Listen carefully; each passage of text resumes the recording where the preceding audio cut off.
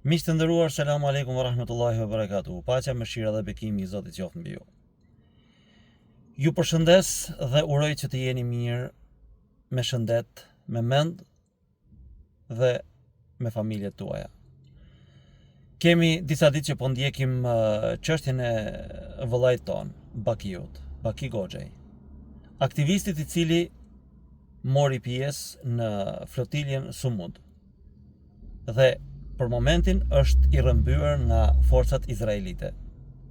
E themi i rrëmbyer për arsye se mënyra se si i kapën ujërat ndërkombëtare dhe se si i trajtuan duke parë videon që kanë publikuar vetë ata, është rrëmbim totalisht i jashtëligjshëm. Ajo që më çudit është heshtja e shtetit ton, ku të gjithë shtetet të cilët kanë aktivist të rrëmbyer kanë dalë në deklarata, disa kanë thirrur edhe ambasadorët që gjenden në shtetet e tyre për t'ju kërkuar falje për mënyrën se si kanë trajtuar aktivistët dhe u kanë kërkuar që menjëherë të lirohen ata. Ndërsa tek ne akoma është një heshtje totale.